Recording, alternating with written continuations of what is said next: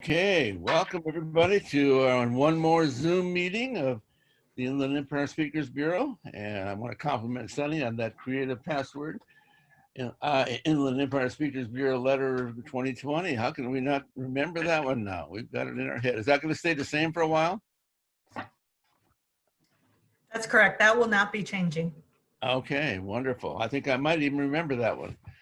Okay, well, welcome everybody. We are hopefully have a great meeting. I see we do have some faces we haven't seen for a while, and we have some new faces and some old faces. Nothing meant there. But we do have something, I think, to start the meeting off. I want to make sure this doesn't pass my brain. We have a celebrity to celebrate because I think I see Mark Lucas in the audience. I don't see if I see Karen. She's the new international director. Let's hear it for Karen, our own Speakers Bureau member and member of clubs in this district. So we are so lucky to have Karen. I don't know if anybody's heard my phrase about Karen Lucas is that I will never underestimate what Karen Lucas is capable of accomplishing. So that is something that is going to stay in my vocabulary, I am sure. Anyway, we have a full meeting. We do have 4 speakers assigned, ready to go, and we're going to have a few announcements later. But one of those announcements is we have, I'm not sure if I see Melissa Stayskull in the audience, but we have a request from the district through Melissa that we have our QSs go and visit some of the clubs in the district that might be able to use a little inspiring. And so we'll talk about that a little bit more later on in the meeting. But let me begin with our very first speaker, and that is, and we have timing all set up for her. She was going to give me, she tries to challenge me. She gave me some Spanish in her speech. She didn't realize the only class I ever flunked in my life is Spanish. Somehow the teacher thought you should do homework. I'm not sure where she got that idea. But anyway, Dominique, have you ever tried to get something accomplished, but you kept getting hijacked by life and circumstances? Dom will share a story about the time she tried to do the simplest task, and it turned out to be a major production. Although the English expression, where there's a will, there's a way, might fit well as a title, Dom thought the Spanish translation was appropriate and just a little more pithy. Here we go. Querer es poder? Anyway, to want is to be able. Dominique is a 10-year Toastmaster, a DTM QS. She is a recipient of the Penny Cole Award and is presented at TLI and is a longtime officer of several long-suffering clubs. I don't know whose fault that is, but it's glad that you stuck in with them. Anyway, Dom's favorite Toastmaster expression is never not be working on your next speech. We'll go back to where there's a will, there's a way. Dominique Fruchtman. Thank you, Tom.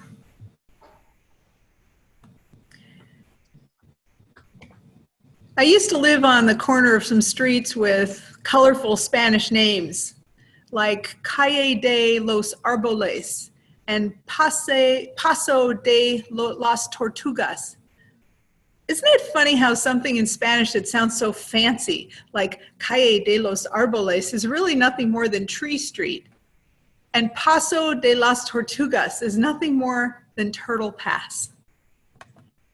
Well, the name of this speech was going to be Where There's a Will, There's a Way, but I decided to go with the Spanish translation for that phrase, which is Querer es poder, which means to want is to be able. I will now share a story of my want and ability that I hope will inspire you the next time you feel like life is throwing rocks in your path. My birthday was back in July, and for those of you who were here last Speakers Bureau 4th of July when we did the Speak-a-thon, you may remember my speech called Summer of '69, where I explained that I am no longer obsessed with needing to feel important on my birthday. I'm over it. It's a thing of the past. Apparently though, not everybody got the memo. This July, on my birthday, 9 people or groups of people went out of their way to make me feel special on my birthday this year. At least 5 of them made personal trips to my house to drop things at the door. 2 were professionally delivered, and 2 arrived by mail. Wow, what a haul. I did feel special. Since things have been a little rough for the last couple months with my business being closed since March, it really did brighten my day. Then the reality sank in. I was not given 9 gifts. I was given 9 obligations to write thank you notes. Oh. Well, I gave myself 2 days to enjoy all my gifts and bask in the feeling of so many people going out of their way to make me feel special. Then I got down to business because this was about to become a part-time job. Step 1, go on Amazon, order a 25-pack card, a bunch of thank you cards like this, blank on the inside. That felt like a huge accomplishment, but more than that, it bought me another 2 days of procrastination. Once the cards arrived, I made a list of everyone I needed to write thank you cards for, and slowly, painstakingly started gathering their physical addresses. I reached out to these 9 individuals by a combination of text, email, phone calls. This took about 36 hours. A lot longer than I thought. I got a little pushback from some people who were reluctant to give up their addresses. My employee, Emily, for example, who had sent me an edible arrangement on behalf of the rest of my staff, asked why I wanted to know her address and demanded to know if she was in trouble. I had to explain to her that I was home and didn't have access to the employee files. Plus, I told her, Emily, you're furloughed and you still managed to remember the boss's birthday. What kind of trouble could you possibly be in? I told her to relax. I was just writing her a thank you card. She did give up the address. Finally, everything was in order. I had the thank you cards. I found my lucky pen. I had addressed all of the envelopes in advance. Now, all I had to do was the easy part. Write the cards. I should mention by now that 10 entire days had gone by since my actual birthday, and I was out of time. If I waited any longer, people would receive the card and be asking themselves, thank you for what again? So it was do or die. The cards would be written and mailed before midnight that night, come hell or high water. I made myself this promise. That morning, I had arranged to get new tires for my husband's car at the Costco Tire Center. I was so clever, I figured this was the perfect time to write the cards. I'll just hand over the car to the Costco tire people. I'll write the cards while I'm waiting for my husband's car to be done and take care of both things at once. So I got dressed. I put on sunscreen because it was 115 that day. I put on my mask and I went to Costco. Drove to the tire center, hand the keys to the guy behind the counter. And he says, great, we'll call you in 90 minutes when it's done. And I said, perfect. And I looked around and in the tire center, there were no seats. And I said, can I wait here? He said, well, of course, we don't allow indoor seating due to the pandemic, but there's a bench outside. And I said, outside, where it's 1:15. He said, yep, it's all yours. See you in 90 minutes. And as he walked away, he shouted over his shoulder, you can always go to Costco. So that was an option. I walked over to Costco, kicking myself, realizing I had not thought this through one bit, had I? The pandemic. There's nowhere to sit. Nothing's open indoors in California right now. anywhere. I had no cool air-conditioned car to sit in either. It was a major oops. Well, I went inside Costco. I glanced over at the snack area. All the tables and chairs had been stacked on top of each other, and the area cordoned off with yellow tape. It looked like a crime scene. It looked like something out of CSI. It said, "Do not enter." So there was no hanging out there. I couldn't exactly grab a shopping cart and write thank you notes up and down the aisles, could I? So this was life's first rock that it threw at me, and it was a pretty decent sized rock. It would have been so easy for me to just say to myself, oh well, can't do it. Nowhere to write, and grab a hot dog or pizza slice and blow off the whole project. But no. Querer es poder. To want is to be able. Then I had a stroke of genius. I headed to the ladies' room. I got lucky. It was totally empty, spotlessly clean, and it smelled like a daisy. I took a chance because there were two handicap stalls, one big one and one smaller one. I went to the smaller of the two handicap stalls and I locked myself in. I was hoping that for karma's sake, if anyone came in that needed the handicap stall, they could get by with the bigger one. To be honest, I felt a little mentally handicapped myself at that moment and 100% entitled to that stall.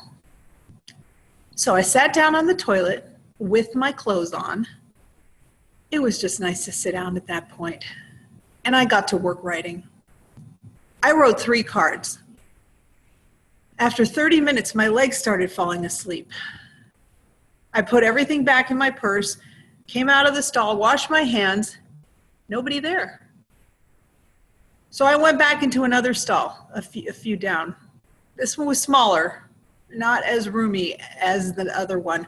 A definite downgrade. This kind of felt like going from first class to coach in an airplane. But before long, I was lost in the task of writing again. People came and went from the restroom. I heard chatter and the water running. I didn't care. I wrote 3 more cards and another 30 minutes passed. I know this because the tingling in my numb legs let me know it was time to move again. So I came out, washed my hands again, looked around, still had the place to myself. So I went back to my home base, my second largest handicap stall, the original stall I started in. It was so nice to be back, so roomy in there. I was on the move frequently, you see, because the Costco staff was in and out a lot, cleaning, and I didn't want anybody to see feet underneath for 90 whole minutes straight and think that I had died in there and call the police. Well, on this 3rd round, I had finished 2.5 cards when I got the phone call. Your car's ready. I told the guy I'd be there soon, and I finished that last card. Whew. 9 cards in 90 minutes. Now, for those of you who are not strong with math, that's 1 card every 10 minutes. As an aside, when I write a thank you card, it's not just thanks for the crap you sent me, see you next year. No, indeed. I write epic thank you cards. I've had people tell me that they've saved my cards for years or forever. So you see why I needed so much quiet time to concentrate on the task. These cards are works of art and cannot be rushed. But now that they were all done, all I had to do was mail them. Well, by the time I got home, I was hot and tired. I grabbed some lunch. By then it was 3 p.m. So I lay down for a very short nap and woke up at 8:30 p.m. Well, I still had to mail the cards. I made myself a promise, right? So I went to get some stamps. There were 4 stamps in the drawer. Rock number 2. How easy would it have been for me to say, oh, I'll get stamps at some point and blow it off for another week or 2. But no. Querer es poder. To want is to be able. So I got dressed again, put on shoes, and drove to Stater Brothers to buy stamps. They closed at 9 p.m. There was one register left open. Because they were getting ready to close, I ran over there. I have some stamps. Sorry, we don't have stamps. This is the last register. We're about to close. Perfect. Rock number 3. I said, no problem. Home was right around the corner. I live across the street from a Stater Brothers. You know how easy it would have been to just say, what's the rush? I can come first thing in the morning and buy stamps. But you know what? First thing in the morning never happens. I probably would have delayed for days or weeks, forgotten all about them. Besides, I made myself a promise. I'd taken a nap, and now I was paying the price. So rock number 4 could kiss my ass. I knocked it out of the way and went to 7-Eleven. You know why? Because Google said 7-Eleven carried stamps. Perfect.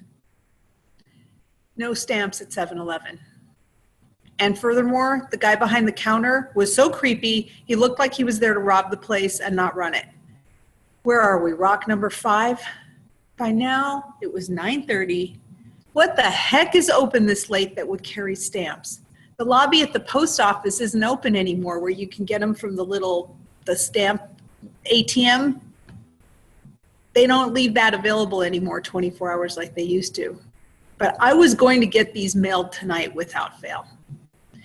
I was on my way home pretty despondent, but I drove by a Circle K. Circle K! It's kind of the unbranded 7-Eleven, right? I go in, do you have stamps? Yes, they have stamps. Perfect. But it was kind of a good news, bad news thing. Yes, they have the stamps, but they're only selling them one at a time because they are illegally marking them up by 20 cents per stamp. You see, a retail store is not supposed to mark up postage, but they were. I can't stand it when a legit business pulls shady crap like this. It's a real problem for me. However, my time for ethics was over. I caved in and told the guy, give me 10 stamps, $7.50 for $5.50 worth of stamps. I don't even care. So I overpaid for these black market stamps. I put 5 stamps on the remaining envelopes I needed and kept the other 5 so I'd have some extras back home. Finally, when I went to mail the thank you cards, I couldn't help noticing that there was an empty space where my favorite blue mailbox used to be. I guess the post office has been removing these things due to their infinite wisdom and low volume. Okay, flip a U-turn off to the 92234 post office at 11 p.m. to mail them. Luckily, there's still a blue mailbox at the post office. It was done at last. But how many opportunities were there for me to say, I can't do this, I'm done. The first most obvious would have been when there was nowhere to sit and write the cards. The second, when I had no stamps. The third, when I made an offer to buy stamps and couldn't find any. I wasn't gonna let it stop me. I didn't care if I had to drive clear up and down Riverside County all freaking night until 3 in the morning until I found stamps. I was gonna get this done. It's almost like it became a game, like a challenge from the universe. You keep throwing rocks in my way, and I'll keep throwing them back at you. How about that? This leads me to the moral of the story. You don't stop when you're tired. You stop when you're finished. I challenge all of you, the next time that life throws a rock in your path, kick it out of the way. If it's a big rock, find a crowbar and pry it out of the way. Just don't let it stop you. And the next time you're at Costco, glance over at the restrooms. I might just be in there in the smaller of the 2 handicap stalls, writing another batch of cards. Think of me driving to not 1, not 2, but 3 places and overpaying for contraband postage stamps to get these things mailed. Yes, this is a trivial example of how to get something done, but you know what? Querer es poder. To want is to be able. Mr. Toastmaster.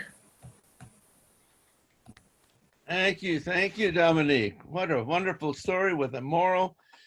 I know it's not my role to really make suggestions for improvement, but you know, after that wonderful, shameless plea for more presence from the audience so that they get to get your wonderful thank you notes, I think the very least you needed to do was to include your address so we could send those presents to you so we could look forward to those wonderful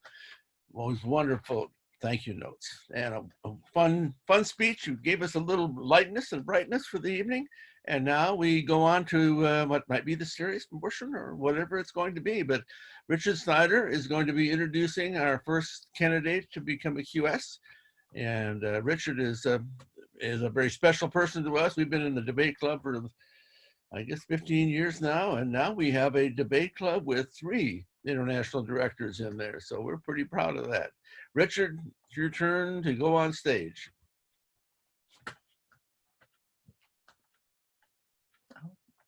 Tell him he's muted. Richard, are you He there? needs to unmute. I've been trying to mute Richard forever, but now I've done it. Stand in line, Tom.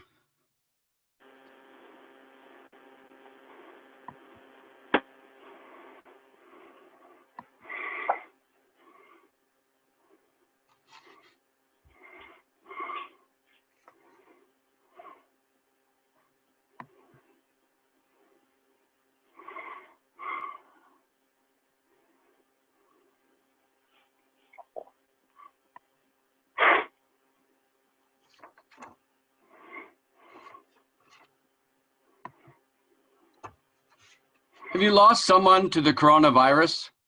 Do you know someone who has been hospitalized? Are you worried you're at risk by being overweight or suffering from a metabolic disease such as type 2 diabetes? In August of last year, our speaker would have been considered high risk due to being morbidly obese and diabetic. Today, that is no longer true. Being overweight with 2 bad knees, the traditional prescription of eat less and exercise more was not an option. Instead, he created his own treatment protocol based on multiple fasting methodologies. He did so by using his experience in designing computer systems and software and designing workouts for business owners and professionals. Faced by the skepticism of his primary physician in his protocol, he successfully recruited a doctor and professor with the Keck School of Medicine at USC. The collaboration has been a success.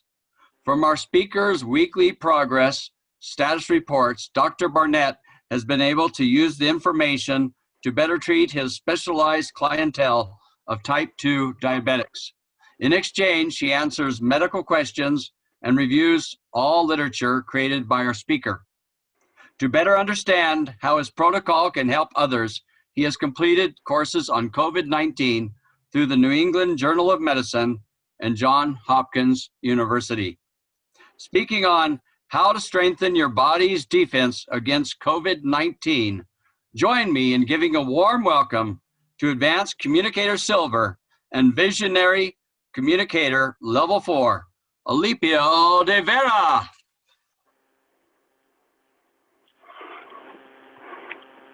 Okay. Thank you, Richard. All right. Tick tock, tick tock. The sound you're hearing is possibly of a time bomb that each and every one of you may have within you. A time bomb that's just waiting to be set off by COVID-19 or future infectious disease. Boom. This time bomb is called impaired metabolic health. In June, earlier this year, the U.S. Centers of Disease Control did a case surveillance report that canvassed all of the COVID-19 cases from the middle of January to May 31st of this year. And this is what they found. they found that if you had an underlying health condition, you were 6 times more likely to be hospitalized and 12 times more likely to die. And the top 3 health conditions are cardiovascular disease, number 2, diabetes, and number 3, chronic health disease, lung disease. Now, the single thing that links all 3 of them together is they are all a result of impaired metabolic health. Now, you may be asking, well, what do you mean by metabolic health? Well, let me share with you this definition from a study. Metabolic health, having ideal levels of blood sugar, triglycerides, HDL, known as high-density lipoprotein, blood pressure, and waist circumference without medications. I want to emphasize without medications. Now, I want each and every one of you to take a few seconds to answer this question in your head. And the question is, what percentage of Americans in our great country do you think fit this definition? Well, the University of North Carolina at Chapel Hill also was interested in finding the answer to this question. And they completed a study in November 2018. And this is the number that they came up with, 12%. Meaning only 1 out of every 8 Americans is considered metabolically healthy. And another way of looking at this is that 7 out of every 8 Americans are at risk of severe COVID-19. What I mean by severe COVID-19 means being infected and then being hospitalized or having long-term health diseases or even dying.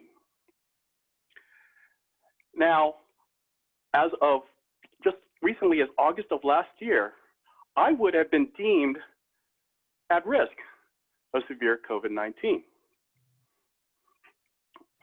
At the time, I was taking 6 daily prescriptions. I was taking a daily insulin injection, an oral, both for diabetes, 2 medications for hypertension, 1 for high cholesterol, and 1 for gout. So you may be asking, what made me decide to finally take the destiny of my health in my own hands? Well, earlier in the summer, I had met with my primary physician to review the results of my latest blood panels. After looking at the results, he turned to me and says, "Hey, you've got your diabetes under control." Now, you would think I would be happy upon hearing that news. But no, instead I got mad, I got angry, I got frustrated. And the reason is, if I had my diabetes under control, then why have I gained 20 pounds in a single year since I started taking insulin injections?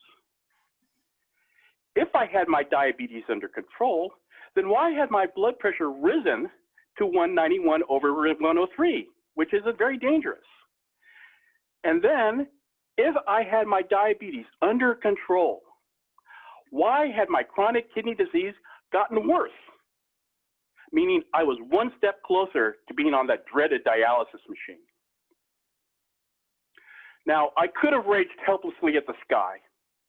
Instead, I took that anger and that frustration and I channeled it into doing research and coming up with my own treatment protocol. And it began by researching the typical method that you hear from all of your doctors when you gain a little bit of weight or you're starting to get a little bit unhealthy. And that prescription is eat less and exercise more, right? We've all heard this.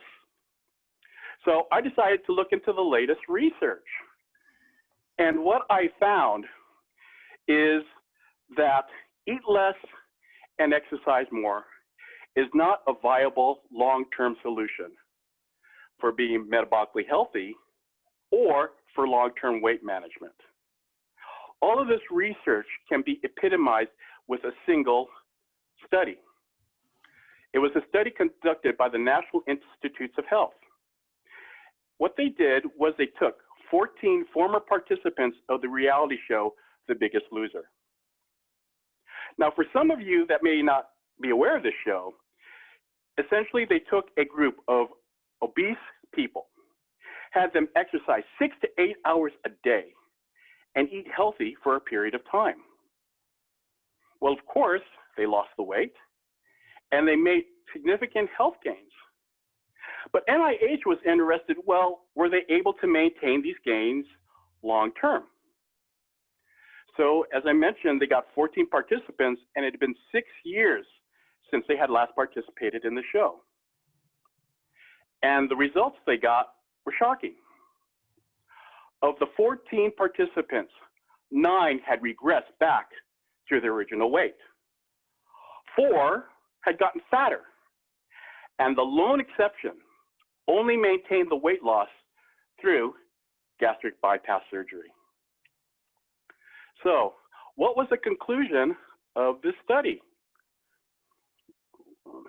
Oops.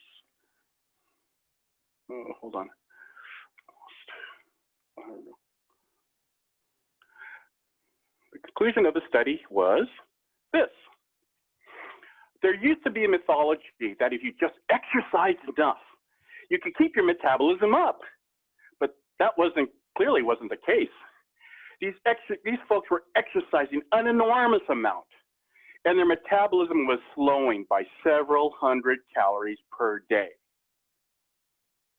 So you can imagine that when these people left the show, went back to their normal lives, where they weren't able to exercise 6 to 8 hours a day, they would start gaining the weight back. What was worse was their metabolism was slower than when they started the show. So the eat less and exercise more method to being healthy, especially to regain metabolic health, is obviously not a viable option. So I began searching for another alternative.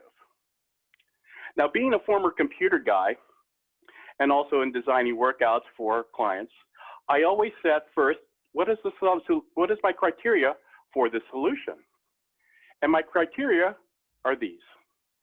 Number 1, no counting calories. No expensive meal plans, i.e. Jenny Craig or Nutrisystem. No restrictive diets, paleo, keto, carnivore, vegetarian, Atkins, you name it, didn't want anything to do with it. No gym memberships or expensive home equipment, and no time-consuming or strenuous workouts. Makes sense, right? I was morbidly obese and I had 2 bad knees. So what I came up with is I discovered fasting. And I combined all the different fasting methodologies and customized it to myself. And this is the results that happened after 4 months and 5 days, 6 days. I had dropped from 278 pounds to 209. And more importantly, I was able to drop all of my medications because I reversed my type 2 diabetes. I had lowered my blood pressure to 121/81. My uric acid was now normal, and my lipid profile was now normal. That was why I was allowed to drop all these medications. Now, I was excited. You can imagine my excitement, and I wanted to share this to help other people who were like me. Overweight, didn't want to go out there and exercise because of bad joints or previous injuries, and I wanted to give them a ray of hope, especially a path. So I joined this online forum on fasting in October of last year. Soon, I paired up with another person, Anna, who's a second-year graduate student enrolled in a Master's of Public Health program with the University of Skövde in Sweden. Anna handled all the nutrition questions and also questions related to mental health, where I handled all the metabolic-related ones. Well, after several months, we had a surprise testimonial posted in the forum. There was this lady who suffered from a condition, called cervical bone spurs. For those of you who don't know what this condition is, it's essentially that the nerves between the upper vertebrae and the upper part of the spine are pinched by bone spurs protruding from the vertebrae. Now, I want you to take a few seconds, close your eyes. Got your eyes closed? Now, Imagine the worst pain you've ever felt. Do you feel it? Now, imagine that pain lasting for 25 years. That's what this poor lady was suffering from. So she was desperately trying to find a solution. I mean, wouldn't you be? And through Google search, she found the forum. She started reading all the posts that Anna and I were doing because we were documenting all the experiments we were doing on ourselves and also the posts that we were doing in answering questions from other people in the forum. So let me share with you the testimonial.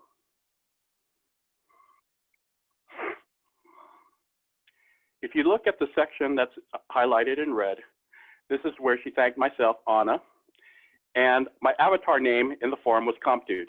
Big surprise, right? And then farther on down, lower, she talks about her condition, how long she suffered, and how long she fasted before the pain finally stopped, which was 34 days.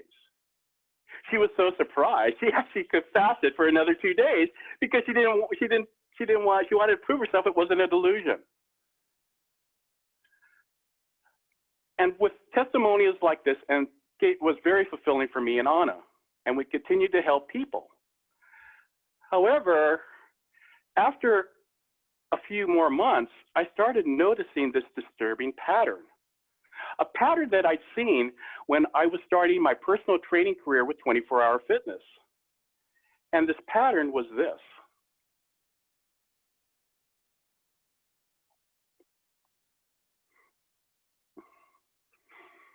Pattern of people coming in who are overweight, want to eat less and exercise more, right, to get healthy. And by being very strict with themselves and disciplined, they would get the results. But then, bam, they get hit by unexpected stress at work. Or bam, they would get hit with unexpected stress at home. Or even worse, they get that double whammy from both work and their personal life. Now, when you're stressed, you are normally attracted to high caloric food, bad food. And since you're working so hard to stress, you don't want to exercise. So after a few months, you regress back to where you started. And the cycle continues again. Now, as a computer person, it made me ask this question, which is, are we solving the problem or a symptom? So again, I put on my research hat and I started digging. And this is the underlying problem that I discovered, which is a high body set point. Well, what is a high body set point, you may be asking yourselves? A body set point is a weight range that is established in your brain. It's a weight range, it's a weight range that your body thinks is healthy for you. Now, you may not think it's healthy, your doctor may not think it's healthy, but that doesn't matter because what matters is your body. What happens when we eat too much and we go beyond your body, the body set point, your body will speed your metabolism up to burn off the extra calories. On the other hand, when we diet and we drop below the body set point, the body will slow the metabolism down, just like we saw with the former participants from the show, The Biggest Loser. So the symptoms express themselves as feeling cold, being short-tempered, and being hungry all of the time. Now, for those of you who have tried diets, I'm sure you are familiar with these symptoms or know someone very close to you that has. So now that we understand this, we have a different perspective. So let's take another look. So now we understand that overweight is a symptom of a high body set point, which makes sense why this keeps repeating over and over again for people. Because as long as the underlying problem is not solved, the symptom will keep reappearing. So the solution to a high body set point is you restore metabolic health. It's by having an impaired metabolic health that your body set point keeps rising and rising and rising. I want to illustrate this with a case study using myself. This chart is my weight gain over 41 years. Starting on the left from when I graduated from high school, you see it immediately rose. That was when I went to college, had the stress, right, of college. But you can see for most of my life, my body set point had long periods of being stable. However, I slowly gained weight. And I'm sure you've heard this from everybody around you, medical professionals. Well, as you age, you normally gain weight. Well, then if you notice, then I had a spike, which happened during 2010 when I had a health crisis. And that's when my metabolic health became really impaired. That was when I was diagnosed as a type 2 diabetic. I suffered congestive heart failure in 2013. I had cataract surgery in my right eye. And this is up to the point of last year. So what does this look like? The picture on the left was when I was my most physically fit. I was running 10 miles 3 times a week. And the picture on the right was when I was my most physically unfit, which was August of last year. So then I began using my custom treatment protocol. And this is the chart of what happened with my weight over a period of 10 months. This is the great thing of us as human beings, is we have this characteristic of adaptability. So in a matter of 10 months, I was able to reverse my worsening health that took me 41 years. Now notice there's peaks and valleys, again reflecting a body set point. But the most important thing to note here is the valleys got lower and lower over a period of time, resetting that body set point. So what does this look like? Again, the picture on the left, when I was most physically fit, when I was a youngster. The middle picture, when I was my worst, and the picture on the right as of June 12th of this year. Now, the only difference between the picture on the left and the picture on the right is I was 18 years old in the left-hand picture. Picture on the right, which is this year, I'm 60. So much for that saying, oh, you naturally gain weight when you get older. Now, you may be asking yourself, well, you know, this sounds all great and dandy, but fasting, isn't that dangerous? I mean, aren't you starving yourself? Well, I want to share with you some simple steps that you can do tomorrow. And the steps I want to show you are these.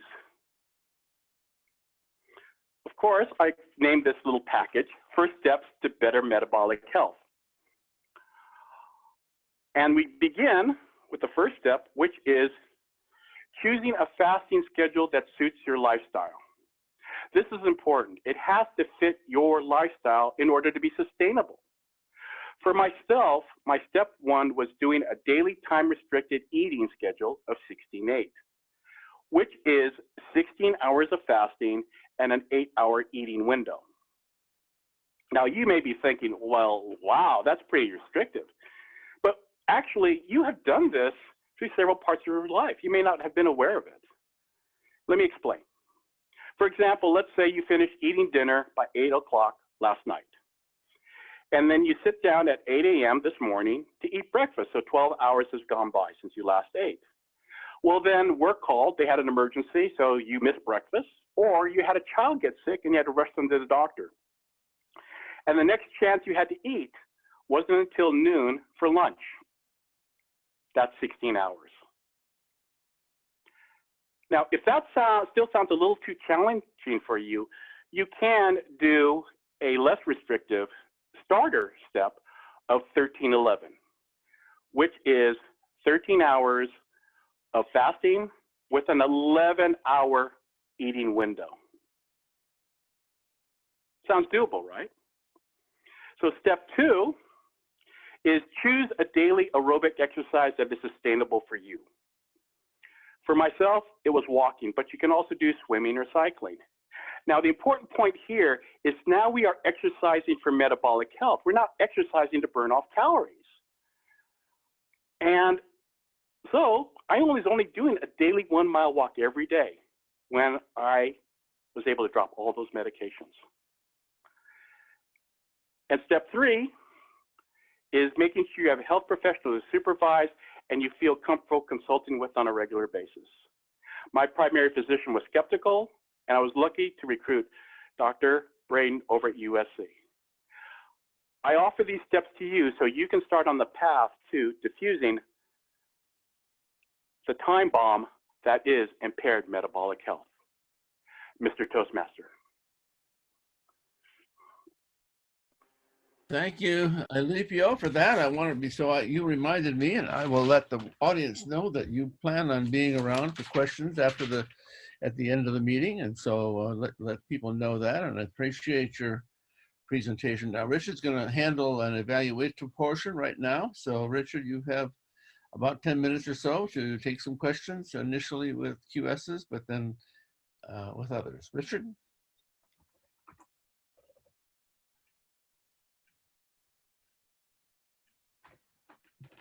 Thank you, Tom. Fellow Toastmasters, one of the great things about Speakers Bureau is we get immediate feedback, just like in Toastmasters.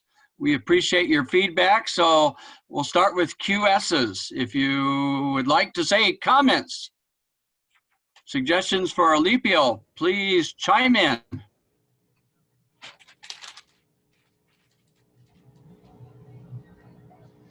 Alipio, this is the second time I heard your presentation. I liked it both times. The progress is obvious. The results are great. Keep up the good work and look forward to hearing more from you. Thank you. And I think Dominique had her hand up. Dominique? This is Dominique. Alipio, I've never seen you before. I've never seen you speak before, but this was a really interesting, informative speech. You delivered it with confidence and competence. I think the only real hiccup that I perceived was possibly the screen sharing back and forth. And my suggestion for that might be create a presentation that allows you to keep the screen sharing on the whole time, and maybe have transition slides that allow you to just leave the screen sharing on the whole time to avoid the back and forth. That seemed to be the only struggle you had.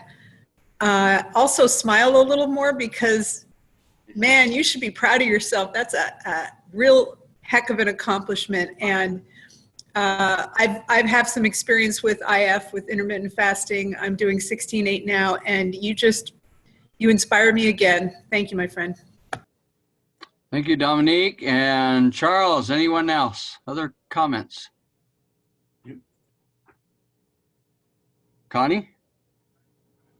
This is my second time hearing your presentation, Alipio, and this one included a little more details at the end, which I appreciated, but I felt that you were very well prepared. You have a great amount of information, and it may really be inspiring people to take action because of what you shared about yourself, but also how you very nicely described the various steps for people to use. Thank you, Connie. Hi, it's Suni. Alipio, thank you for that speech. I also practice intermittent fasting, and I loved hearing about your success. The one thing that I wanted to suggest is that while Richard was doing the introduction, you were actually sharing your screen. And it looked like you might have been testing some of your slides. I don't know if you intended to show them while Richard was introducing you. I would recommend that you not start your screen sharing until you are ready to do so during your speech. It sort of, we saw the before and after picture, and it sort of took away the whole power and just the surprise of your message because we were seeing it out of context. I have to say one thing, you did a great job with presenting data. A lot of people, I've seen some very bad data slides, and I love the fact that you showed data over time, how it's trending. I think that was very effective. Thank you, Suni. And the intro was something we had worked on. I actually controlled the slides during the intro. But thank you. I was doing the slides and the introduction. Okay. Right. Tom, Okay. do you have your hand up? Looks like you have your hand up. I've got a couple thoughts. This is also the second time I've heard it, and I have to say it's a tremendous growth. I mean, you showed, as it was said earlier, great confidence and information, and you shared it. It's so important to give a topic that is of important nature. So I can see this thing going on the road and having audiences that really appreciate what you share with them. You gave people concrete ideas and advice, and I thought that was really great. Whenever I see someone seeking their QS on Zoom, I try to imagine how they would have done it, because I think it's extra hard to become qualified on Zoom. It adds some extra challenges. So I try to imagine that if you were giving this one in person and using the same slides and that sort of thing, my criticism the other day, last time I heard it, was that I wanted to see more of you. But this time I kind of imagined if you on stage giving your presentation with the slides on the screen, and I can really see how that would work. So those are my biggest suggestions. I thought you did a really good job, and keep up the good work. Thank you, Tom. Anybody else have comments? QS or non-QS? Oh, okay. Can I comment? Yes, yes.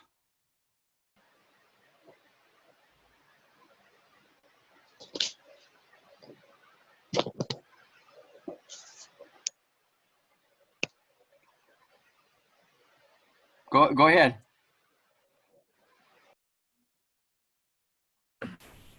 She's muted. Okay, I understand that Karen Lucas has her hand up. Karen? Hi, and thank you so much for this speech. This was actually fascinating, and I really enjoyed how you presented the data, as some people previously mentioned. Also, in order to qualify in this format with our little Brady Bunch boxes, it is vastly different, and you need to have flow. And man, did you have flow. This is the first time I've seen your speech. And having the slides that were purposeful, you had the research, you felt like somebody who was speaking from a point of authority and experience, like 2 for 2 right there. It really hit home in a big way. I think fasting is something that largely isn't well received by most of people in North America, or mostly in the United States, but you seem to address almost all of the preconceived issues with respect to fasting. It's something many cultures have embraced for several hundreds of years. So I really appreciated learning about this through your experience and your story. Again, presenting IRL in real life versus on Zoom, 2 vastly different things. Thank you for not treating them as the same thing. This was very good. And if you wanted to do one little thing, perhaps that would help, if you inserted maybe a couple like polls or something for audience participation so that you can deal with herding cats in a very quick, meaningful way, that might add to the participation level. But I felt like I had to sit in my seat and wait for your next thing. So I really was engaged, and thank you so much for your message. And thank you, Director Lucas. And we have another Lucas, I think, that would like to give feedback. Mark Lucas. Mark, you're muted. There we go. Thank you, Richard. Alipio, I agree with almost everything everybody said, particularly what Karen said. I was very engaged. The material was really good, and the slides were very engaging. I actually like that you dropped the slides and brought your full face to the screen as a switch, something to keep us engaged and something to change the view to keep me wondering what was coming next. The one comment I have is you gave the speech seated with a large chair behind you. And that's the only distracting thing I had. When you came full screen and you had this nice big chair behind you, that took away from me a little bit of the speech. Very minor, amazing speech. Great material. Thank you so much. Thank you, Mark. Tom, how are we doing on time? Suzanne has her hand up. Suzanne? You're also muted. Okay. What I really appreciated was the way you kind of brought us in and gave us permission to stylize and to independently decide. Like, I like the slide where you dismissed your doctor and got someone else who was on your side. I've done that several times. But I really felt that was engaging when you said, well, you know, I did this and then I did this, and then you showed the pictures. I felt invited to experiment should I ever need to track down that path. So I thank you for that.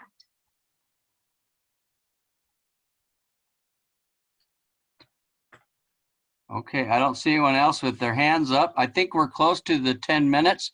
Alipio is already presenting on an international basis with people calling in from Canada and chiming in from Canada and around the globe. So, Yeah, Michael, did you have a hand up? Richard, it'd be nice if there were a couple of people who not US, somebody started to speak, and it'd be kind of a nice touch to have maybe two from them. Okay. Anybody else? A couple more comments? Okay, I'll chime in. Perfect one. This is Judy. I too have practiced intermittent fasting for about 10 years. And his poignant pictures of before and after really hit home.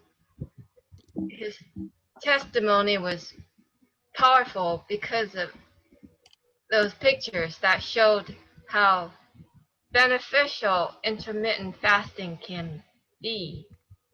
And it lowers your metabolism, and the combustion, which is metabolism, is a byproduct, releases a lot of harmful byproducts. And his pictures is a powerful testimony to that. The one thing I didn't hear was brain power. When you go through that cleansing process, it really boosts your brain power like nothing else can do. Better than the Viagra or any pills out there. So that's one thing I thought, you know, I didn't hear, but otherwise it was great. Back to you, Toastmaster. Thank you, Judy. And Michael has his hand up, but Michael, you're muted. I think this will be the last comment. The image shows Richard Snyder, but he doesn't look like the Richard Snyder I know. Am I going crackers?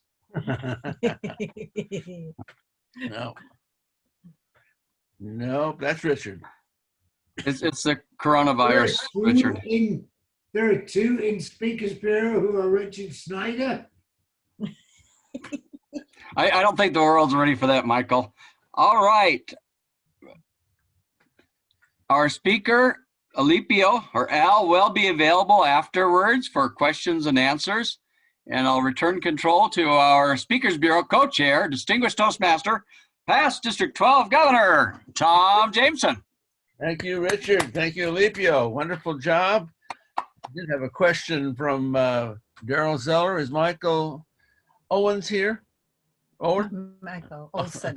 Olson? I'll get it right yet. Michael, are you here? He's not showing up in the participant list. Okay, yeah, we kind of looked and I didn't see him, but I did have a little bit of discussion. I'll hold off our. The short answer is yes. Our person seeking their QS is Michael Olson. So we're looking to see whether he is here yet or not. But anyway, well, he has his own problem. I'm still confused with the Richard Snyder. Well, let's get on it. Melissa, Melissa, are you still here? Melissa talked about maybe having to leave early. I did mention this. I'm here. Okay. Oh, sorry. I'll let you interrupt me at your will, but I'll bring up that issue that you said something about you have to go work on another responsibility for the district. So I want to bring up this issue. One of the things, I know that we don't have as many QSs in the room as we ought to, and to remind everyone there is a responsibility here. I'm speaking to the choir, but you have a responsibility to attend. 6 out of 12, but you do have the opportunity to make those up. We're providing an opportunity for you to achieve that 6 out of 12 by making up a couple, by visiting some of the clubs in the district. Now, the expectation would be it probably would not be clubs that are 25 members, and it would not be clubs that are 10 members, but clubs in that mid-range that might benefit from your coming and doing an inspiring speech or a speech on a successful club, inspiring them to achieve bigger and better things. We will, once I get a list of those clubs that we are talking about, we will send that out to QSs, and then in the end, probably make a contact with Melissa Stayskull. Her number will be in that email, and also the clubs that would like to have visitors and speakers. So it's an opportunity both for the QSs to improve their resume in terms of speaking experiences, and with Zoom, you have a little more opportunity to visit clubs that aren't necessarily in your geographic area. So we will be encouraging those visitations and hopefully get reports back of those of you who have done that. Was there anything else you'd like to add, Melissa? You said it perfectly. Just to reiterate that the qualified speakers are speakers that the district looks up to. And you are all speakers that have significant impact when you speak. So your chance to speak to these clubs is going to make a significant difference in helping them become excellent clubs. It's a really good opportunity. Okay, well, Try my best, boss. Thank you for that, Melissa. Melissa's one outstanding special Toastmaster. Quite a number of years ago, I told her on the side that she should be district governor someday. So let's look forward to that. But I'm also pressuring her into coming to do a QS speech someday. So you'll be thinking about that sometime. Okay, let's go on. You'll be getting that communication in the next few days, I am sure. Since we still don't see Michael Olson. Tom, I have one question on the speakers going out to the clubs. If they could possibly say one or two of their particular speeches they would like to give, or it was one on pathways, or it was one on something else, that might help. Maybe when they talk to the club, they'll find out maybe what the needs for that club are. If they just need inspiring speech, or if they, if they need to have a specific content. Most of our speakers are capable of doing any of those things. Suni, are you prepared with a ballot for our QSs to vote on the qualifications for? Yes, I am. And for those of you who have not voted using the polling feature before, when I launch the poll, it's going to pop up on your screen. If you are in favor of Alipio getting his QS, then you would tap or click on yes. If it's a nay, then tap or click on no. The poll does capture your identity, so we do ask that only QSs vote, but if someone extra happens to vote, we'll have captured who it is and we can figure out who actually qualifies towards that count. So I'm going to launch that poll now. Please go ahead and vote. Along those lines, and that would be, and I know that at least in 2 cases, there are 2 people in the same room, and so they will have the second one maybe send a chat to you with a vote. I mean, we may not agree, so I will send you my vote, but Connie will send you a vote on chat. Same way. And I thought the same thing with Vicky Anderson's.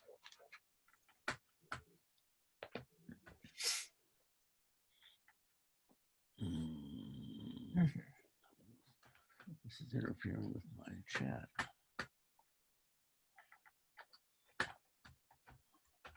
I voted yes. I voted yes. You said you're going to say yes, I guess. So Tom, 13 people have voted. I don't know how many we are expecting to vote. 13 out of 35. Okay. One more coming. And I don't know whether you got 2 votes from the Andersons. And if you're not seeing the poll on your screen, then you can just send me your vote via chat.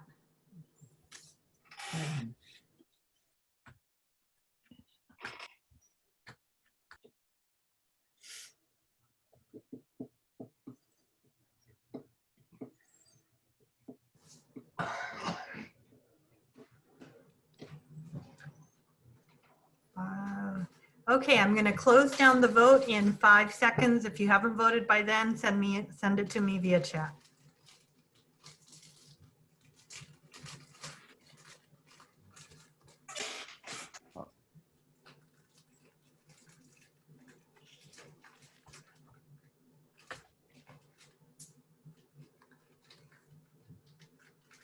Okay, we will say that the voting, I guess, has pretty much come in. And since I don't see Michael Olson, we will go with Angie. Are you prepared to step in and do your presentation at this point? Yes. Okay, I am going to read the introduction that went out in the flyer, but there were a couple of things that having come out of the field of education, part of what you do is to make presentations to schools, and what you sent us, some of those details in there, I think were particularly good for someone speaking to schools. So now I will do your regular introduction.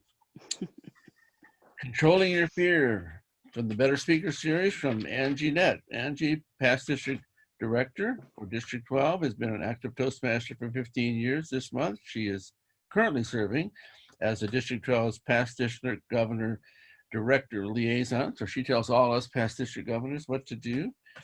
My words, not hers. Angie also currently serves on the board of the Inland Empire SHRM. I'm going to leave that up to her to explain as the communication chair. She is the director of human resources at Sorensen Engineering and local manufacturing of microtechnology solutions.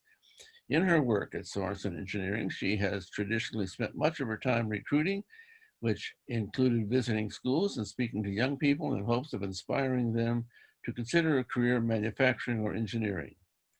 However, in recent months, many of these events have been canceled or postponed due to the COVID-19 restrictions.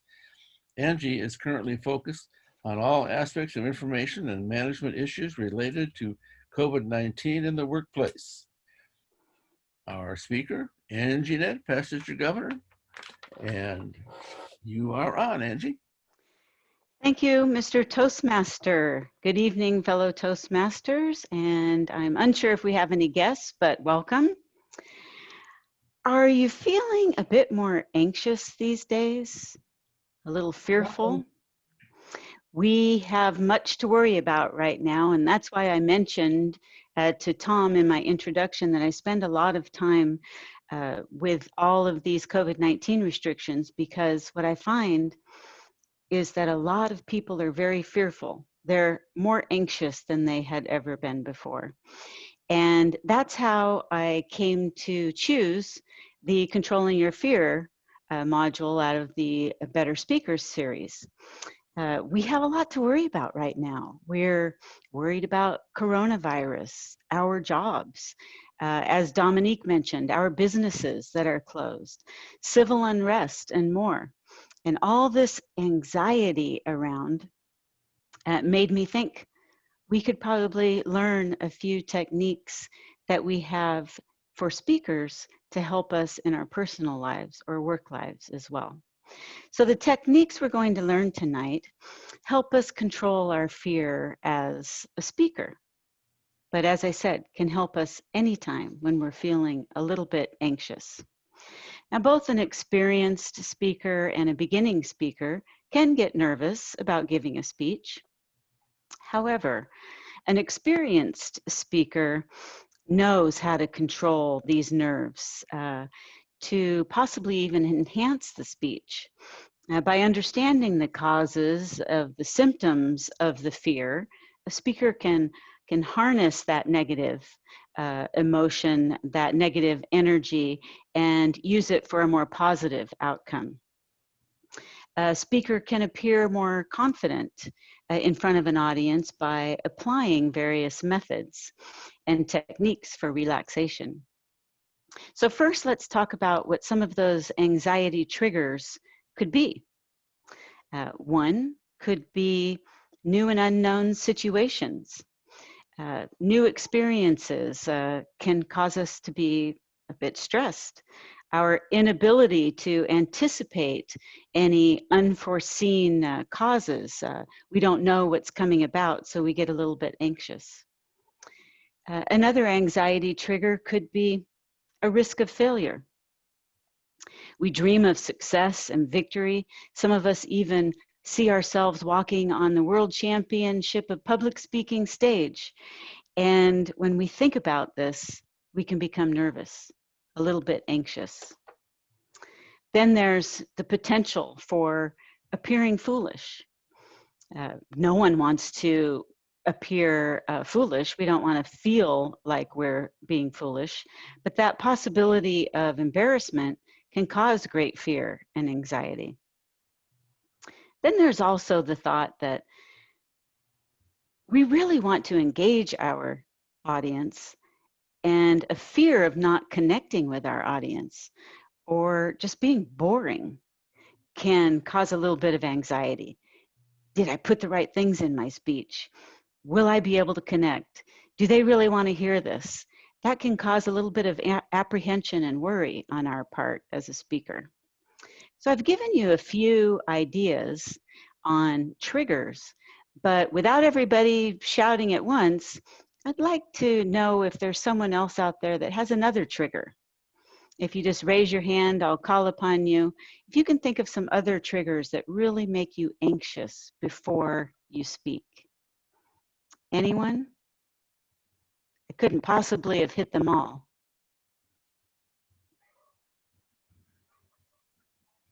Marilyn. Did I rehearse enough? Did you rehearse enough? Yeah, for sure. We all get so busy, and sometimes we don't rehearse enough, and then that makes us a little bit more fearful. Anyone else have another idea? Charles. Doing what you and I used to do a long time ago, preparing for the speech on the way to the speech and not really preparing beforehand. Yeah. It's kind of off the cuff, makes us more nervous, doesn't it? Table topics makes me much more nervous than when I have a prepared speech. Dominique, you had another idea. If there's someone special or extra important in the audience that I need to impress or that I'm concerned about choking in front of, that could make me extra nervous. Absolutely. You bring up a good point. I get more nervous when I have a family member there than I do if I'm talking to 1,000 strangers. If my mom and my sister and my brother are there, I'm a wreck. So you have these special people in the audience that can make you a little bit nervous. Anyone else? I thought I saw Richard. Yeah. Yes, the audience doesn't get my humor or doesn't laugh. That kind of goes with the engagement, doesn't it? Oh, maybe they won't get my kind of humor. It is tough when you fear that you're going to fall flat, right? Tom had another idea.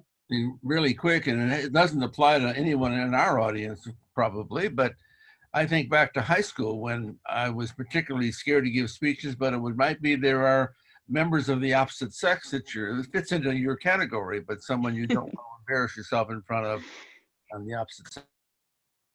That's true. That's true. Okay, well, when we get into a situation that causes anxiety, the body responds by increasing the flow of adrenaline. And this adrenaline will cause our heart to beat a little bit faster. Extra blood flow to the brain and our muscles. And this rush will provide us some energy. It also helps us to respond a little bit more quickly when we have this extra adrenaline. I find that I like the extra adrenaline because I know I'm going to be excited, a little bit more enthusiastic for my speech. But there can be some undesirable effects or little side effects to this extra adrenaline, such as increased heart rate, butterflies in your stomach. We talk about trying to get those butterflies in formation, but I just don't like butterflies, so I want them gone. Some people can shake. You have those uncontrollable shakes, and lightheadedness or dizziness. So these are things that we don't want to manifest when we have that high adrenaline rush. So we really want to learn how to manage our anxiety, especially before a speech. And when I was working on this module, I thought of so many world champions that have given us little tidbits on managing anxiety, but I couldn't decide which ones to throw in. So I'll just give you a couple that I came to my head right away. And that was Ryan Avery mentioned, use that extra energy by standing in the back of the room and rushing up to the stage. And you burn a little bit of that energy and you're ready to go, you're excited, your audience is ready. So that's one idea. And it is common for all of us as speakers to be concerned about our performance. I mean, that's why we're in Toastmasters. We want to get better, right? And we practice, and we're going to have some feedback later, and this makes us nervous, but we want to learn to use that energy. So managing it is key. And there's 3 areas that Toastmasters suggests as major areas to help us manage our anxiety. And one of them was mentioned earlier. Marilyn mentioned when we haven't practiced enough. So experience is number 1. Studies show that one of the best methods for reducing our anxiety is practice. And repeatedly giving speeches reduces our fear and helps us build confidence. And after we speak a few times, we begin to put that anxiety into perspective. And we learn what techniques or how often we have to practice to help us. It's different for everyone. I may need to practice 25 times before I feel comfortable, and Tom Jameson may need to practice twice. But you'll learn who you are, how you are, but some ideas for practicing. You could practice in front of the mirror. You could practice in front of your family and friends. And you could deliver speeches to other clubs. Right now, with all of our clubs being on Zoom, it's so much easier for you to get a little practice in. Ask another club if you can be a guest speaker. Volunteer as a QS, as Melissa and Tom asked us to, and speak to another club. That'll get some more practice. You can practice your speech to your dog, your cat. You could find some other organizations to practice. Perhaps you have a big presentation to give at work. You could practice somewhere else where they may need that information as well.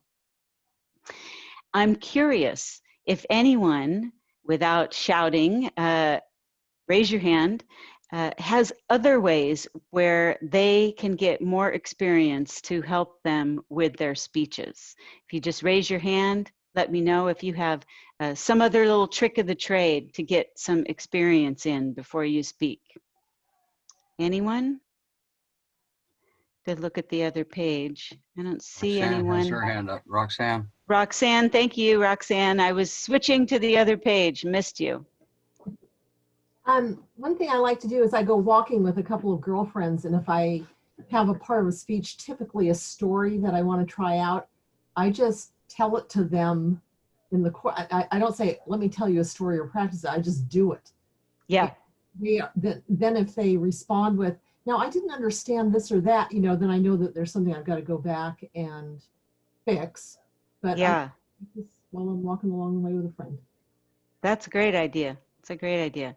Sometimes I tell stories to my coworkers, and like you said, if they get it, if they laugh where I expected a laugh, then I know it's good. If they didn't understand a single thing I said and I had to explain it for the next 15 minutes, then that's not a good story. Any other suggestions on getting more experience? Yes, Alipio. Yeah, as you heard from my presentation, I was participating in an online water fasting forum.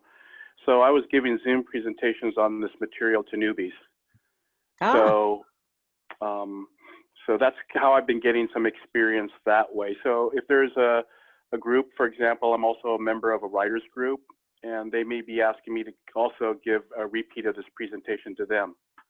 So there you go. Very good. Very good. I was going to mention that we could give speeches to other organizations, but now that we're not in-person speaking, it might be a little bit more difficult, but you could check out if a Lions Club or the Rotary Club wants you to give a Zoom speech. I'm sure they're still looking for speakers. Richard.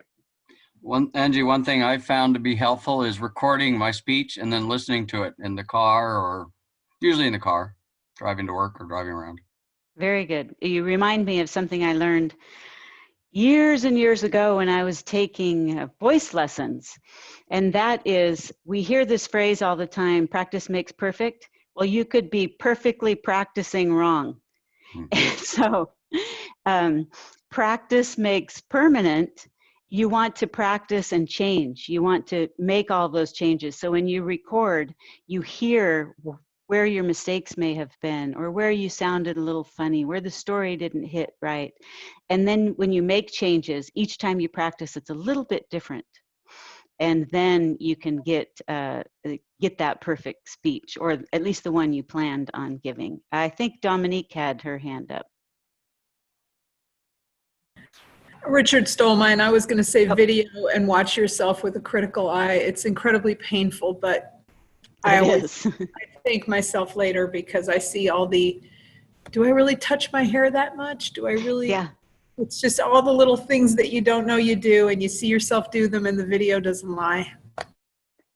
That's actually a lot of what the Zoom speeches help us with, because we see ourselves a little bit more than when we're in person, right?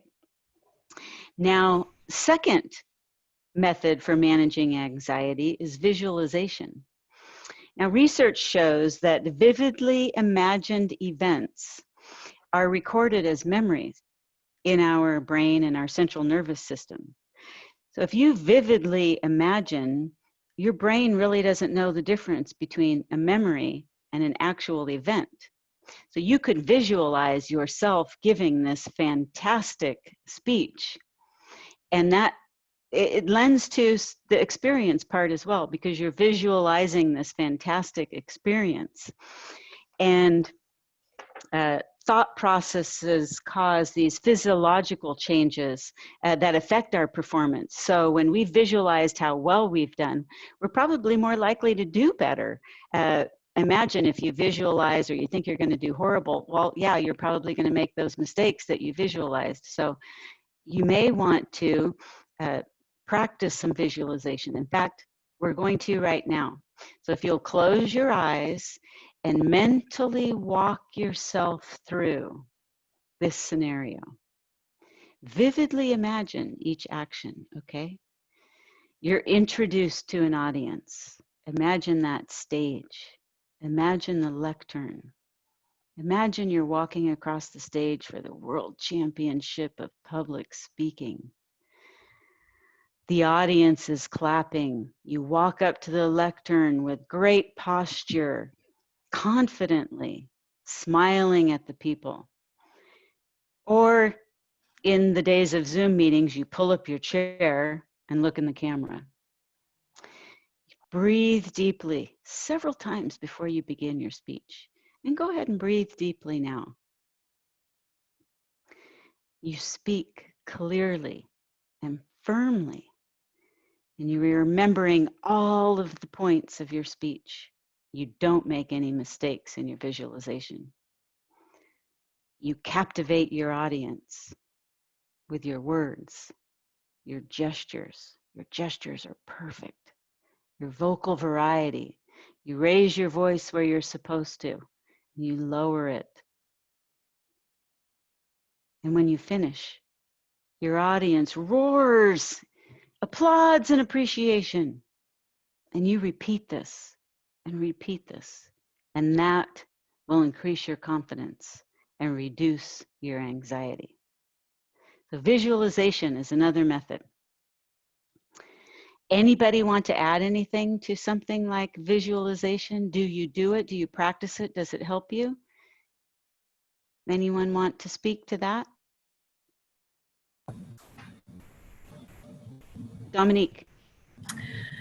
Well, Angie, if you can actually get to where you're going to be and see the actual venue, and stand on the actual stage and feel what it feels like to be standing there weeks before you're actually going to be there, you can visualize it with far more accuracy so that by the time you really get there, it'll be true to your memories. If you're just picturing what it's like to be at the World Championships, but you've never been to that hotel or conference center or venue, it'll be different by the time you get there. So the closer to real that you can get, the better. I appreciate you mentioning that. The flip side of that, I have completely visualized. I know the venue. I've been there 10 times before. And the week before, venue changes. And you're like, now what do I do? Your confidence just dropped and you've got to go there. You have to walk it. You have to do your Amy Cuddy power poses and do big movements and get that confidence in 10 minutes or less, right? So knowing your venue is huge. I agree with you. Thank you. Did somebody else have your hand up? Daryl Zeller.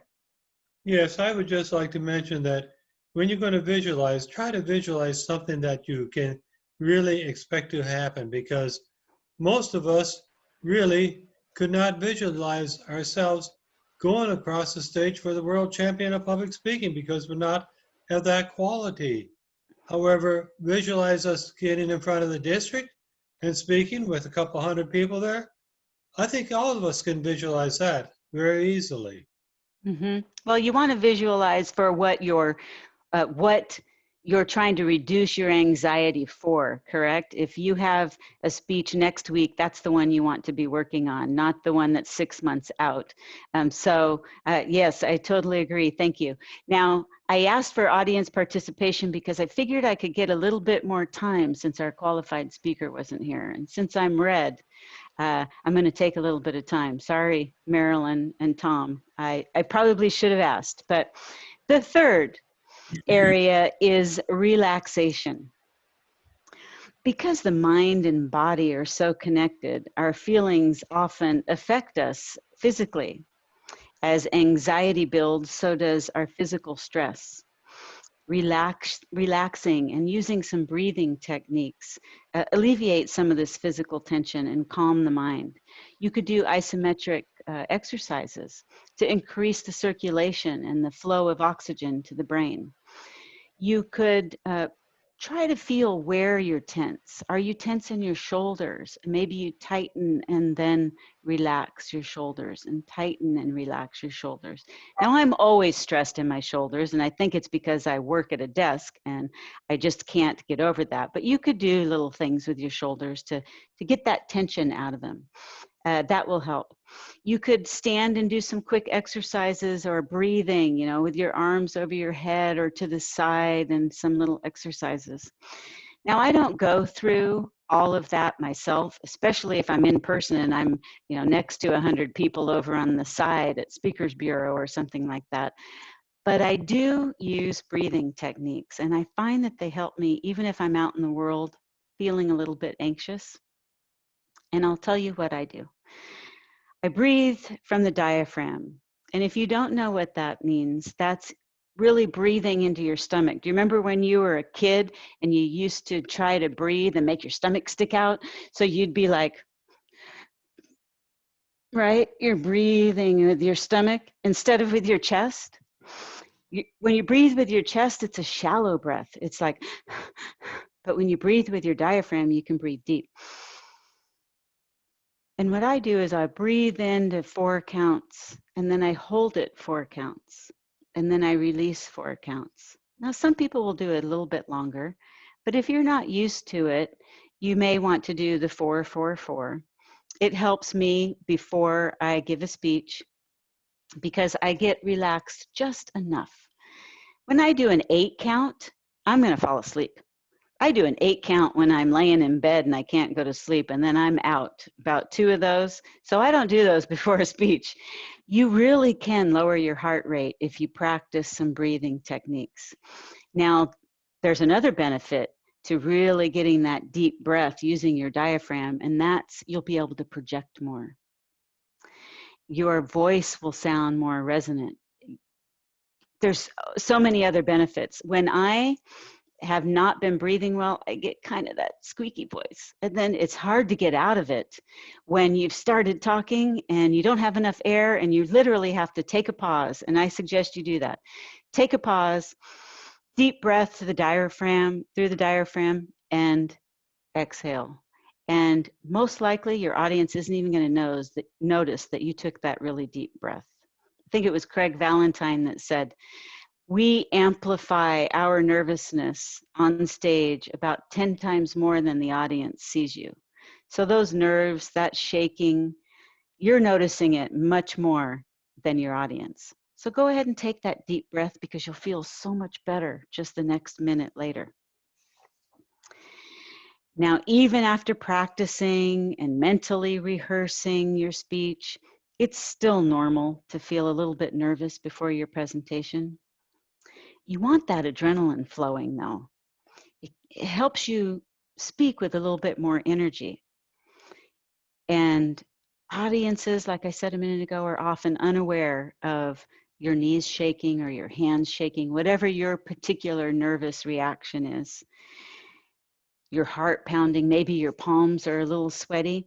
They don't notice that. Just breathe deep, get your confidence back. Those butterflies will disappear. Your audience will be impressed at your confidence and listen to every word that you have to say. Mr. Toastmaster. Thank you so much, Angie. I want to thank you again for stepping in on fairly short notice to take over this Better Speaker series. I think I've been so happy we've tried this and started this in quite a number of months ago, where we try to have our QSs come in and do a speech from the Better Speaker series. Hopefully we will get right now I don't have a volunteer for the next month, but if you would like to do that, I have someone waiting for the following month, I think, but let me know.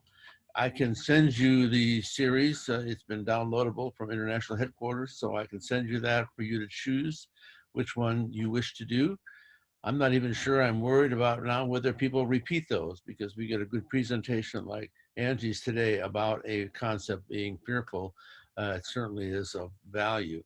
I have a quick little story. I must have spent 20, 25 years coaching student speakers in Rotary Lions Optimus Speech Contest, and I was the perfect one to do that because I did everything in the world I possibly could do in high school to get out of speaking. When I was in college, never once was I able to sleep the night before I had to give a speech. I was that nervous, and even when I went off and started, I was a teacher, I was still awfully nervous and afraid. And so I had a little piece of advice for my student speakers. And part of it was one of your examples that you gave, being fearful you'd make a fool of yourself or you were unknowledgeable. I suggested find a topic in which you know more about than anybody else could possibly know about in the room. And my weird example was learn about Madagascar, for instance. It wouldn't take you very long to study everything there is about Madagascar, and you would know more about Madagascar than the teacher in the room would know. So you don't have to worry about making a mistake, because who's going to question your comments? So that's just one little hint about that. And we have a wonderful organization because, Suni, did you say you are volunteering, and do you have time for your presentation?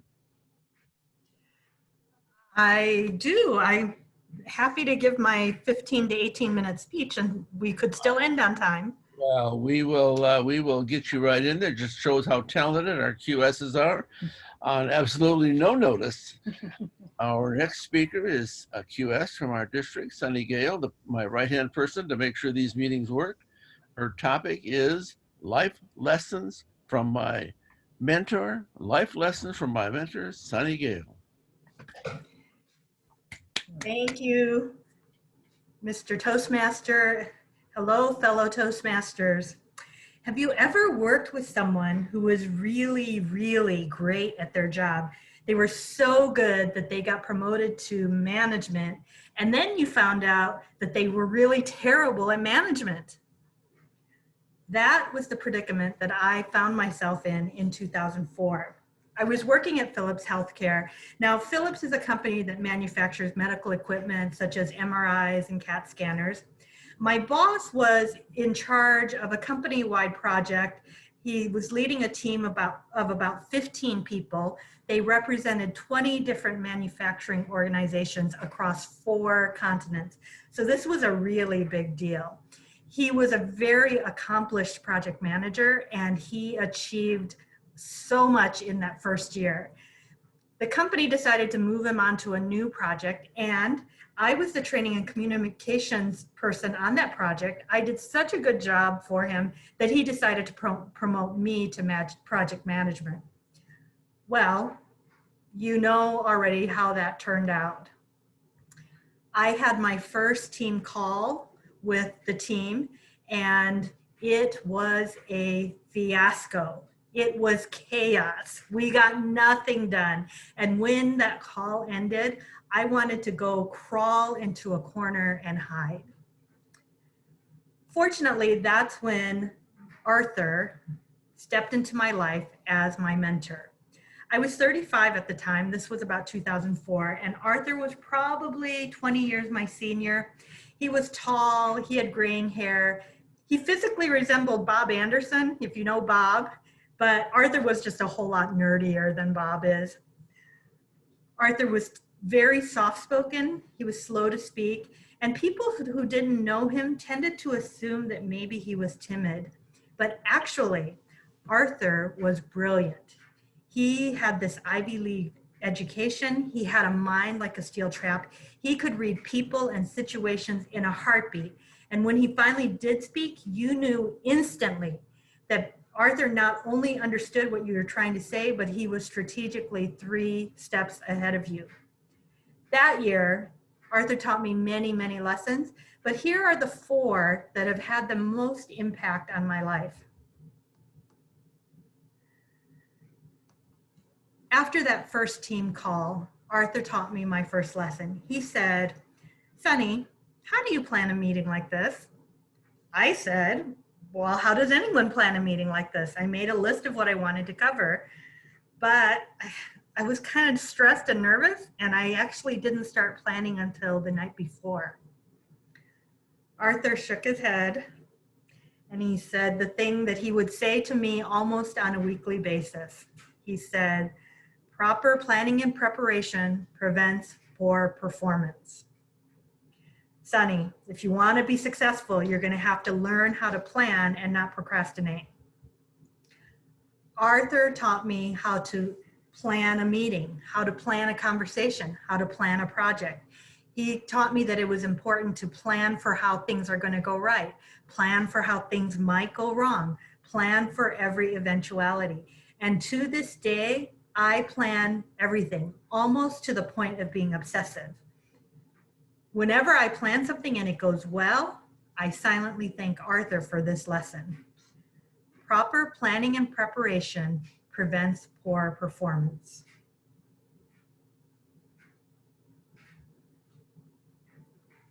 The second lesson that Arthur taught me was about how to make difficult decisions. As I said, the project team consisted of 15 people representing 20 different manufacturing organizations. Everyone had differing opinions, expectations, and needs, and I frequently went into analysis paralysis trying to figure out how to manage it all and get consensus. Arthur told me, when it comes to manufacturing medical equipment, you have to make hard decisions about features and defects. You can't put in every feature that everyone wants, and you can't fix every defect before you send the product out into the world. If you tried, the product would never make it out the door. And so that's when he taught me about the effort versus risk matrix. How much effort is it going to take to do the thing that everyone wants you to do? Rate it low to high. And then what is the risk in doing or not doing this thing? Also taking into consideration how likely is it that the risk will occur. For example, our customers wanted a plastic cover to go over their keyboard. Now, if you think about an MRI tech who sits at their workstation all day long, they frequently will have coffee or some other beverage, and it's not unusual for them to spill that beverage on their keyboard. The company assessed this idea of providing plastic covers, and they determined that it was really easy to do. It was low effort to provide this cover, and it proved to be almost no risk in terms of patient safety.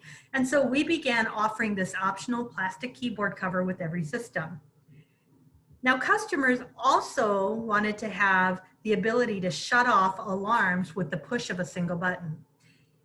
Imagine that the patient is laying on the table and they're coding, and the doctor and the nurses are there injecting drugs and shocking the patient, and you are there as the tech trying to help with this coding situation.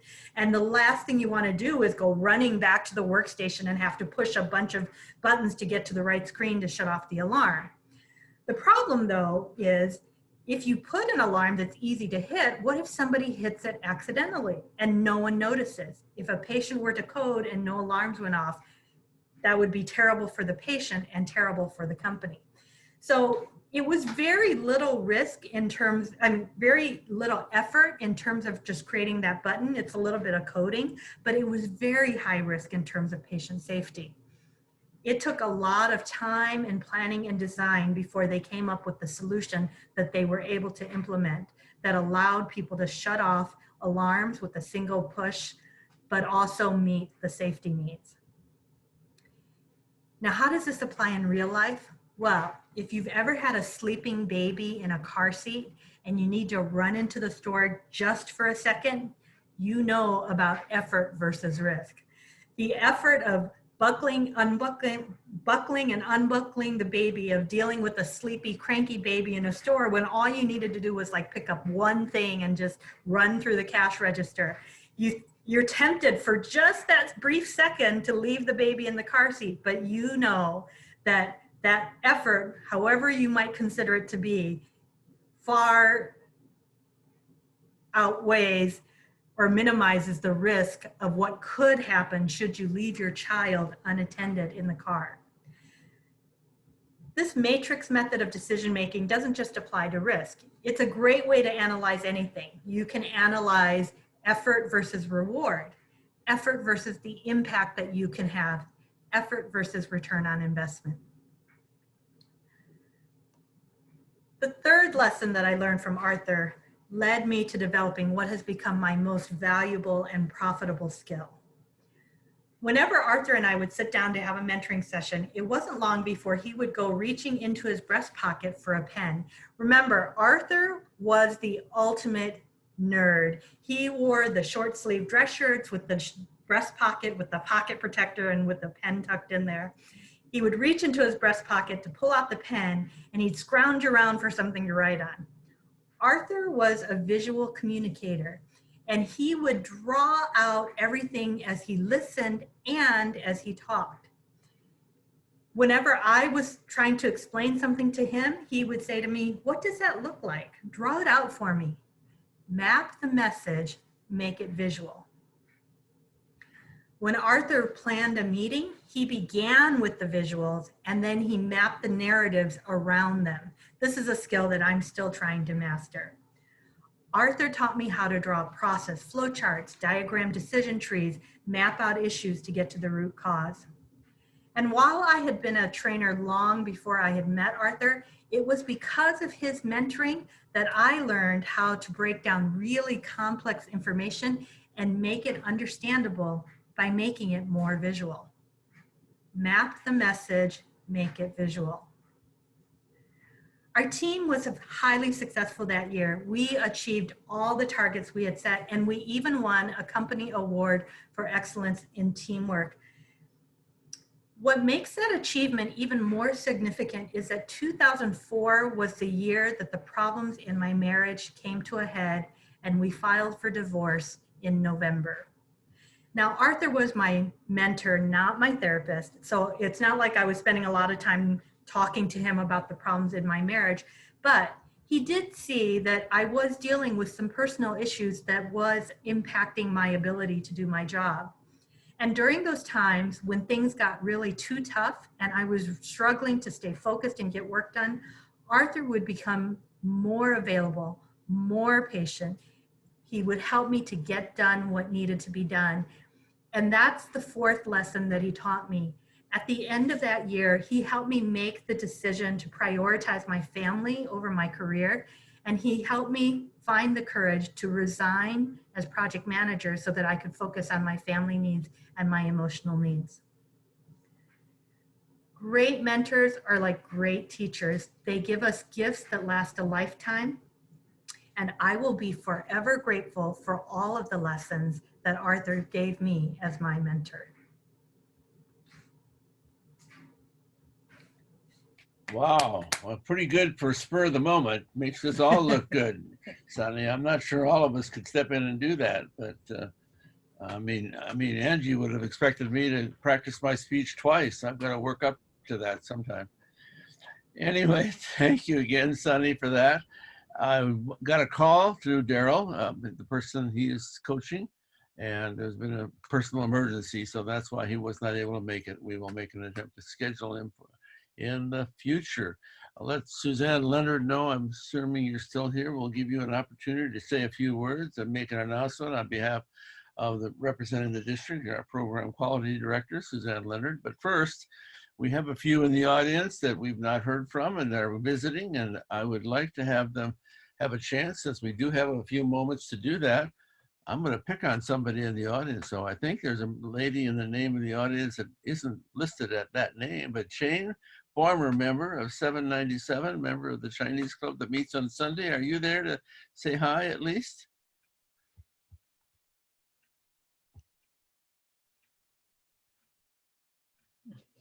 Well, maybe not. Maybe not. I will let you off the hook if you want to jump in. You certainly can. Now, do we have any others that we haven't heard from to give us a few comments on your experience this evening, especially if it's your first time, but even if it's not your first time? Anyone have any comments they'd like to add?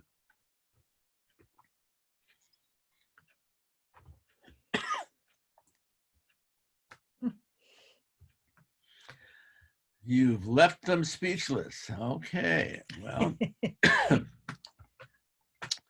with that, let's go on to Suzanne Leonard with some comments from the district. Thank you, Tom, for this opportunity and privilege. We have a lot of things going on for you and for us.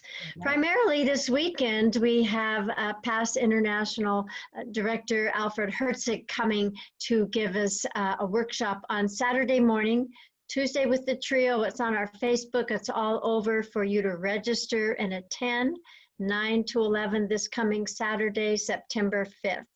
His primary focus will be helping us learn and grow and apply ideas for forming new clubs. The number one thing we do, is the number one point of our district mission. We build new clubs and help all clubs achieve excellence. But he's going to tell us about that. And even if that doesn't excite you a whole lot, oh gosh, building new clubs, I don't know. Remember, we're starting a whole new year. So even though you may not be building or be on the team that's building, Morris's team and Melissa, of course, you are building a new club from the inside out. You have 7 new trained officers, you have new members, you have seasoned members, but you have a new club success plan. You have some new goals. You have a brand new, fresh DCP right in front of you. So you are building. So I invite you to that. He's also going to include a part about club excellence, which we all want our clubs to be, of course, right down to the very newest member. So that's immediately on the horizon.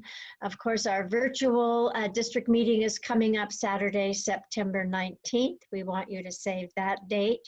And we have some exciting workshops on the horizon. Charlotte Noggle in October is going to do her 2-weekend Train the Trainer.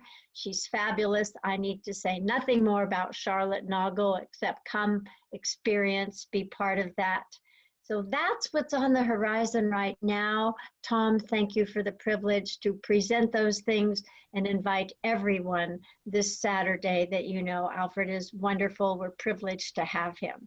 So I turn this back to you, Tom. Thank you, Suzanne, and you're absolutely right.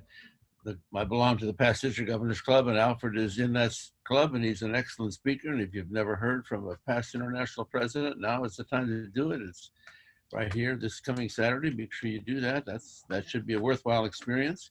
So hopefully we'll have good attendance. If there are no comments, anybody didn't get inspired with any other questions and thoughts from those that we haven't heard from, then we have a celebrity in the audience. I want to recognize Peter Branson for being Area Governor of the Year last year. So let's hear it for Peter. Okay, Well, thank you. We are volunteers for doing a Better Speaker series. If you have an educational presentation or a presentation you would like to give at the Speakers Bureau next month, let me know. Right now, we may have one person seeking QS or two, but we always have some room for QSs to speak. And our next meeting is October the 7th. Connie, you have a question? Tom? Yes. I was wondering, looks like we have a few minutes before 9 o'clock. You talked about celebrity, but we have another one, newly elected international director, Karen Lucas. And I bet it wouldn't take her too much to get up and say a few words. Oh, please. Yes, Karen. Stage time. Yes, Karen. So go ahead, Karen. Thank you so much, Richard. And it is absolutely surreal being an international director. I have to say that being a District 12 Toastmaster, and that's debatable, probably the best of them, the best of the best in all of California. I would argue even the Western Seaboard. That definitely prepared me for my 6-minute and for my 2-minute. And I am absolutely thrilled to be able to serve all members with a global voice. It is an honor and a pleasure to be one of the members in District 12. And this absolutely warms my heart. Please keep me as a member first in your hearts. And if you have any reason to reach out, I am hiding in plain sight on social media. And it would be an honor to chat with you, even if it's just virtual coffee. Okay, all right. Thank you, Karen. And you gave me an opportunity to do a commercial for That's Debatable. Always meets on the third Sunday of the month at 6 o'clock in the evening. And we traditionally do debates of more local interest, really serious topics like whether there should be nude beaches in California, but realistically more like whether you should get vaccine shots and affirmative action, on and on and on. But we have one coming which is a little unusual for us, a week from Sunday, basically in honor of the recent 75th anniversary of VJ Day, victory with the Asian conflict in the Second World War, because we are debating whether the United States should have dropped the atomic bomb at the end of World War II. So if you'd like to jump in on a historical debate, make contact with me or any of the other people that can get you there, and we will make sure that you get a chance to come and see how we do it. Yeah, Tom, that's the third Sunday, so it's 2 weeks from this Sunday. It's always the third Sunday of the month, Third right? Sunday, 2 weeks from the Sunday. Yeah. Okay. Any other hands in the air? Tom, also, Michael Osier was on NPR for 6 or 7 minutes, I believe, and the District 100 Speakers Bureau is picking that apart with a fine-tooth comb. So that, in addition to having John Coleman, the Distinguished District Director from Hawaii in District 49, that's the first Saturday of the month, shameless plug, 7 to 9 in District 100. It will also be an interesting thing to be in the audience, because after they're done ripping Mr. Osier from limb to limb on his NPR, they're also taking a look at the 2-minute speeches from Region 2 and the second VPs and potentially Region 12. So if you have popcorn and you're interested in checking that out, you will learn a lot. And we encourage you to be polyamorous Toastmasters and check that out, as well as the debate club in District 12. Speaking of other districts, I want to mention that I put together that program last month, and some people have requested we do it again, and we may very well in the future, but I made contact with a number of Speakers Bureau chairs around the world, and you may be getting information. I know I sent something out from District 49 about events that they were putting on. So as I get communications from other Speakers Bureau with events going on, I'm hoping that some of our members will be asked to speak at their Speakers Bureau. but we will let you know about information happening in other districts, in District 100, Founders District, other districts close by, plus those outside the parameters, the geography of our local area. I saw Mark had a hand up. You have another question? Karen was kind enough to cover it. That's exactly what I was going to talk about. Well, you know how to have a good domestic tranquility. That's all I can say, because you say always nice things about your spouse. Now you have Marilyn, no, I'm just. Marilyn? And Marilyn, Sunny. Marilyn. Yeah, I have a question for our speaker. I guess I'm curious about how much water he drinks every day on his intermittent fasting. Alipio. Okay, so we're starting my Q&A. I don't really measure. It's the one thing I have discovered in my journey is getting back in touch with all the natural healthy systems our bodies have. Right. And so I just go by when I'm thirsty. I don't really measure. It may be a sip, maybe half a cup. I just do what my body tells me. Now, it took me a while because, as you saw when I began my journey August of last year, being morbidly obese. Also, I had a very bad refined carbohydrate addiction, which I'm actually writing an article about that. So I had a lot of work to do just to get my natural repair and rejuvenation systems that we all have back up, and to the point where I could respond naturally. Because it's amazing what our human bodies can do, considering all the crap it puts up from us for over the years, and how amazing we can reverse that when we get our bodies back to being healthy. It's a behavioral. It's a behavioral. Just Yeah, actually, there's lots of fluids in your foods that you eat. So as long as you get enough. You got your question from our Speakers Bureau dietitian. So, okay, I see Sunny had a question. My hydration of being hydrated is a nice glass of red wine. I'll rest my case. I just wanted to do a little plug for the District 12 Pathways Education Team. One of the presentations that we're doing right now is how to become a distinguished club. I don't think most clubs understand what it takes to become distinguished now that we are solely on Pathways. So if this is something that you're interested in having presented, it's better at an officers meeting rather than at the club itself, then go ahead and reach out to me and I'll send you the link to submit a request. And I'm saying reach out to me because I don't have the link handy at the moment, otherwise I'd put it in the chat.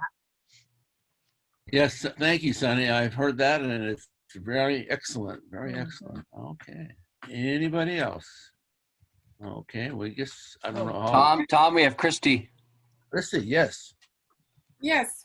Can everybody hear me this time? Yes. Yes. Okay, great. And so I No. just want to know who is the contact person to talk to, because I left my information last time or last couple of times that I haven't had anyone contact me to talk about qualified speaker. Yes, I think in chat I included my phone number. And Today? Just today, you sent out the chat. Anyway, I can give it to you. Anybody else in the audience is certainly aware. It's in the flyer also, but phone number for me is 951-780-7984. It's also always in the flyer when it goes out for people to Okay, contact. I'll look at the flyer. That's it. Okay, anybody else? I know Alipio said he'll be around for questions and so on, but we can, I guess we can end the recording. Just to remind you, these sessions were still, thanks to Rob Gunneman, are still available and will be posted on YouTube when he's able to get this one on. And along with, when you get the flyer, it includes a way to get to the meetings in the past few months. And so you can just click on those and go right to those meetings and get a chance to see what you missed if you missed that meeting, or see it over again if you didn't miss it. Okay. Thank you. All right. Well, thank you all for being here. And if people have questions for Alipio, I think, Peter,